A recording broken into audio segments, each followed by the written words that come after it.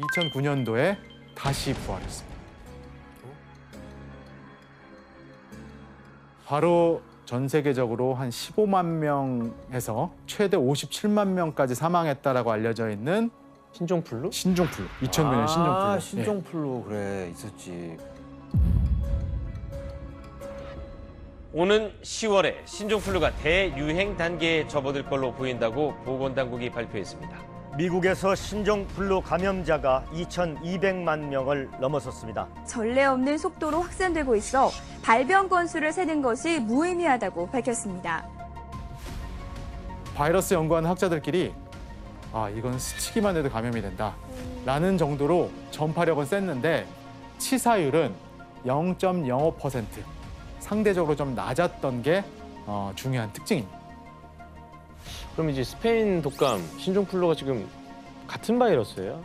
그러니까 족보로만 치면 H1N1이라고 하는 1번이 붙어 있는 같은 바이러스인 것 같은데 같은 바이러스는 아니고요. 친척이에요. 그러니까는 먼 친척의 개념이고 이 인플루엔자 바이러스는요. 늘 새로운 변이가 나타나요. 늘 새로운 변이가 나타나는데 저는 오늘 우리 패널들께서 이것만 이해해 주시면 저는 정말 만족할 것 같아요. 우와. 바이러스의 종류에는 DNA 바이러스하고 RNA 바이러스 이렇게 두 종류가 있어요. 얘네가 막 복제를 하다 보면 에러가 나오죠, 실수가. 근데 DNA 바이러스는 실수가 나오면 바로바로 교정을 해요. 그런데 특히 코로나 바이러스 같은 경우는 대표적인 RNA 바이러스거든요. 근데 RNA 바이러스는 그 교정 시스템이 없어요. 그리고 바이러스가 이렇게 생겼는데 이 바이러스 표면에 이 H라는 게 헤마글루틴인, 이게 우리 사람 몸으로 들어오기 위한 열쇠입니다. 이것이 있어야 이 인플루엔자 바이러스가 우리 세포에 열쇠를 열고 들어와요. 그런데 얘네들이 이 몸 안에서 막 섞여요. 그래서 새로운 새로운 게 나오는 거죠.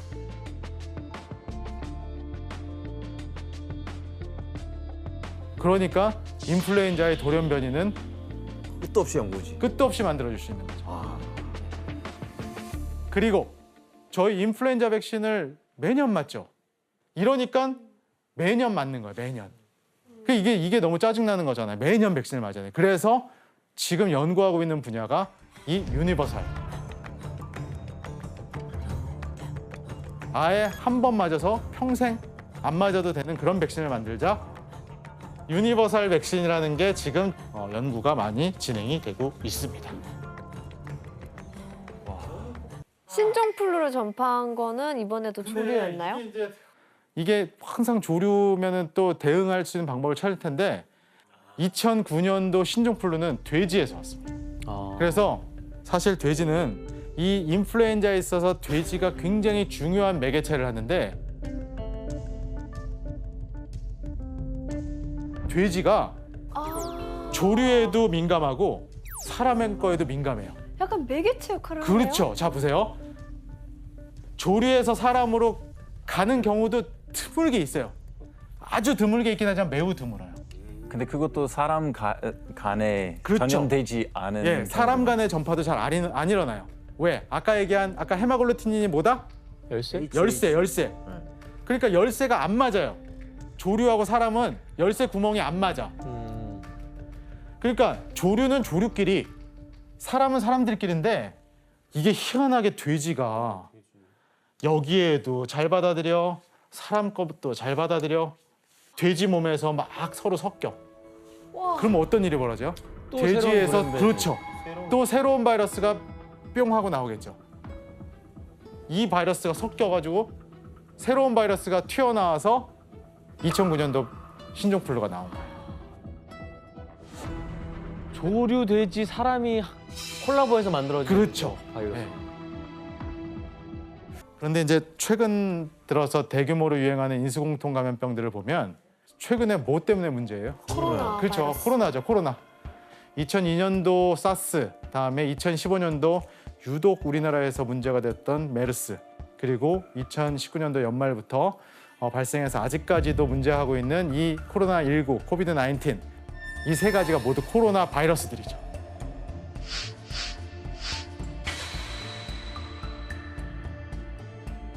코로나 바이러스가 어떻게 생겼는지 한번 같이 보시고 진행하도록 하겠습니다.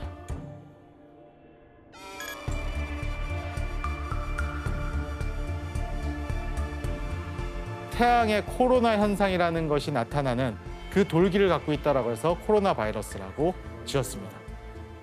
코로나는 사실 100년 전에 발견된 바이러스입니다. 100년 전에 발견된 바이러스인데 그러면 지금까지는 왜 그렇게 관심이 없었느냐. 주로 돼지나 소나 닭, 개, 고양이의 치명적인 바이러스였어요. 그런데 1960년대 중반에 코로나 바이러스가 사람한테 전파된 사건이 벌어집니다. 근데 그 이후에도 별로 관심이 없었어요. 왜? 그냥 감기 정도 유발을 했었어요. 그런데 2002년도에 심각한 사건이 발생합니다. 바로 사스. 이 바이러스가 코로나 바이러스가 사람도 죽일 수 있네? 라는 첫 번째 바이러스가 됩니다.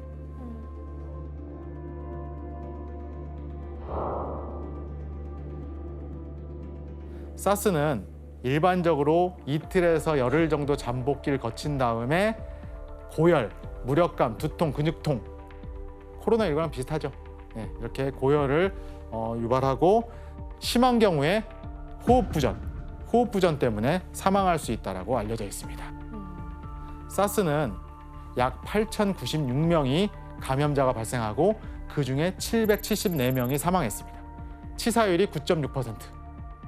그래서 홍콩, 싱가포르, 베트남, 중국, 미국, 캐나다 등에서 발병을 했고 우리나라의 경우는 3명의 확진자가 있었는데 다행스럽게도 모두 완치 회복된 기록을 갖고 있습니다. 치사율이 좀 9.6% 가까이 나요. 거의 10% 나오는 거면 굉장히 높은 거죠, 치사율이. 네. 이거 어떻게 감염되는 거예요, 사스는? 이것도 주로 비말, 기침이나 재채기, 가래 뭐 이런 것들에 의해서 비말에 의해 전파가 되는데 사스의 놀라운 전파력은 사스가 첫 발생 후 어떻게 지구 한 바퀴를 돌게 됐는지 그 경로를 추적해 보면 더욱더 실감하실 수 있습니다. 2003년도 1월 30일에 그 수산물 시장에서 일하는 그 조우 저펑이라는 그 인물이 70명을 전파합니다. 이 한 사람이. 너무나 한 사람이 많은 사람을 전파해서 슈퍼 전파자라고 하거든요.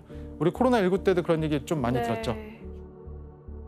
조우 저펑이라는 이 사람의 주치의였던 리우라는 사람이 친척의 결혼식에 참석하려고 홍콩에 가려고 했는데 홍콩에 가서 그 묵었던 호텔에 이 사람이 계속 기침을 하고 변기에다가 막 토하고 기침하고 하다 보니까 에어컨하고 이런 공조 시스템에 그 호텔에 묵었던 23명이 감염이 되면서 그 사람들이 귀국하면서 그냥 각국에 그냥 다 이렇게 전파가 된 거예요. 피할 수가 없는 거였네요. 그렇죠. 심지어 그 당시에 WHO의 이러한 바이러스를 역학조사하는 카를로 우르반이라는 사람이 이런 심각한 감염병이 출현한 것을 처음으로 알아차리고 WHO에 보고를 했는데 이 사람도 불행하게도 감염이 돼서 사스에 감염돼서 사망하게 됩니다. 그리고 오늘의 이제 주 키워드이기도 하지만 이제 인수공통 감염병으로 나중에 밝혀지게 되는데요. 또 동물, 이번엔 무슨 동물? 돼지? 호주 동물보건연구소가 사스의 기원을 밝혀냈는데 사스의 주범은 박쥐였고 근데 이제 그 박쥐 바이러스가 직접 넘어온 건 아니고요. 또 추가 연구를 통해서 밝혀보니까 박쥐에서 사양 고양이로 한번 점프를 하고 이 사양 고양이가 사람한테 전파를 시키면서 사스가 전파되게 됐다라고 밝혀지게 됐죠. 근데 이게 끝이면 되는데 2012년도에 또 무슨 일이 벌어졌어요? 사스 이후에 코로나 바이러스 습격이 한 번 더 있었죠.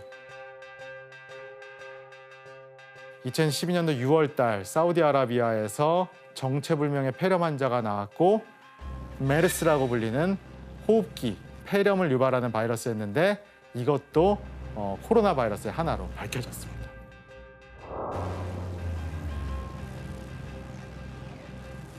(2012년) 처음 발견된 메르스는 2015년도 6월까지 약 23개 국가에서 1,142명이 발생을 했는데 이 중 465명이 사망해서 치사율은 약 40% 정도라고 알려져 있고, 근데 이제 메르스는 치사율도 높고 매우 무서운데 정말 예기치도 않게 우리나라에서 너무 많이 퍼져가지고 38명이 사망하는 이런 결과가 있었습니다. 이 인간에게 메르스를 옮긴 동물의 정체는 또 뭐였을까요? 이건 너무 유명하게 네. 알고 있잖아요.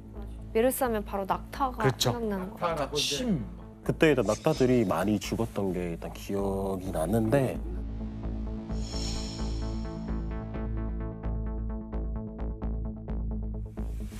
근데 그 낙타도 사실 나중에 알고 봤더니 얘도 마찬가지로 박쥐에서부터 박쥐에서 낙타, 낙타에서 사람 이렇게 전파가 된 걸로 확인이 됐습니다. 아 박쥐 장난 아닌데? 와. 그 메르스까지 해서 코로나 바이러스가 좀 잠잠했었는데 코로나 바이러스가 또 한 번의 종간의 장벽을 뚫고 지금 현재까지도 역대급으로 퍼져나가고 있는 바이러스가 바로 코로나19, 코비드 19입니다.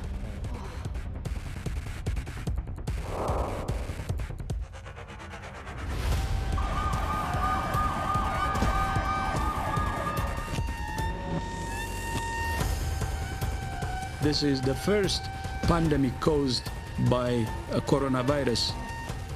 Today, I am officially declaring a national emergency.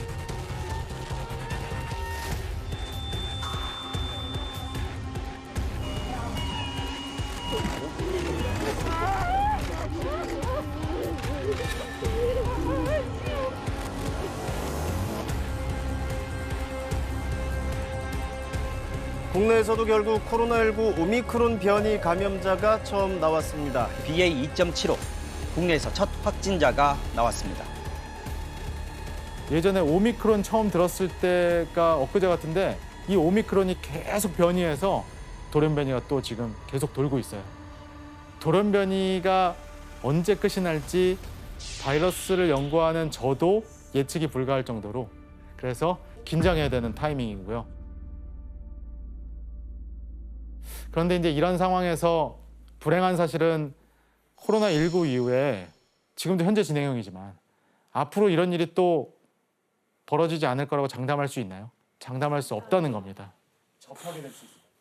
그렇다면 코로나19 이후에는 우리가 또 어떤 바이러스와 접하게 될 수 있을까요? 한번 표를 보실까요? 코로나19 이후에는 우리가 또 어떤 바이러스와 접하게 될 수 있을까요? 한번 표를 보실까요? 91이라는 게 뭐예요? 점수.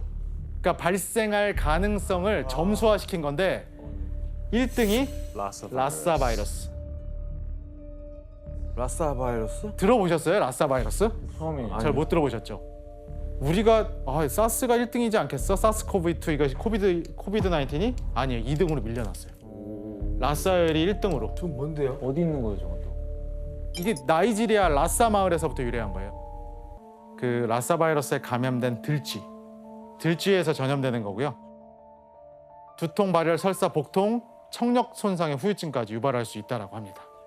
그런데 라싸열이 위험한 건 감염된 사람 중에 80%가 무증상이래요. 와. 그 뭐예요? 무증상이면 뭐가 위험해요? 나는 멀쩡하니까 돌아다니면서 막 전파할 수 있다는 거죠.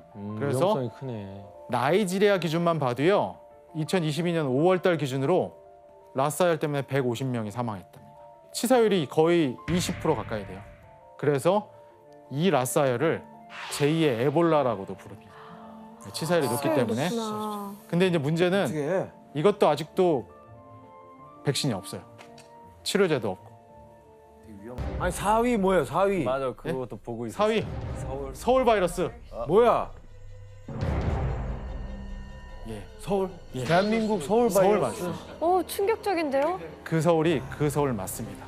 그 서울에서 시작돼서 서울 바이러스라고 한 건 아니고요. 한탄 바이러스, 한탄강에서 발견한 그 바이러스인데 우리나라에 이제 그 최근에 돌아가셨는데 그 이호황 교수님이라고 한탄 바이러스를 처음으로 발견하셔서 백신까지 개발했던 아주 위대한 업적을 가지신 학자가 계세요.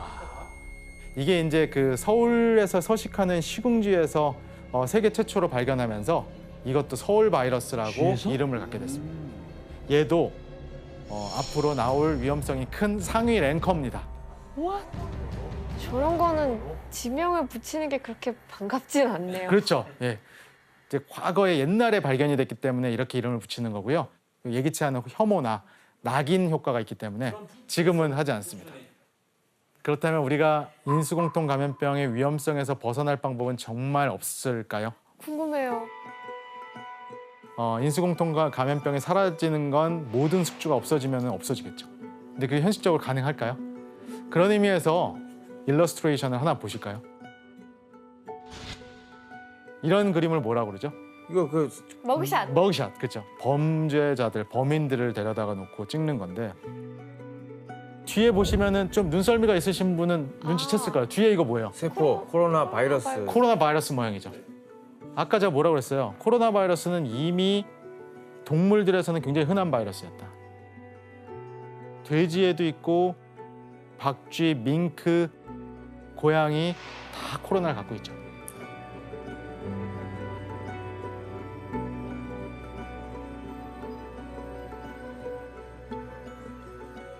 그래서 결국 이런 인수공통 감염병의 모든 원인에는 바로 뭔가요? 인간이 있네요. 바로 인간입니다. 바로 인간이 있다는 거고요. 인수공통 감염병은 우리 인간이 오로지 우리의 편의를 위해서 이익을 얻기 위해서 동물을 잡고 죽이고 또 그들의 생태계를 훼손하면서 벌어진 일이죠. 바이러스의 전파자가 된 박쥐만 보더라도 인간이 무분별한 개발로 박쥐의 서식지를 파괴하면서 오명을 쓰게 된 거고, 그리고 인간이 유발한 기후변화 역시도 인수공통 감염병에 큰 영향을 주는 것으로 파악되고 있습니다. 최근 연구에 따르면요, 지구의 평균 온도가 2도 상승할 경우에 2070년이 되면 15,000종 이상의 새로운 종간 전파 바이러스가 늘어날 것이다 라고 전망하기도 하고 있기 때문에 점점 안 좋은 상황으로 가고 있습니다.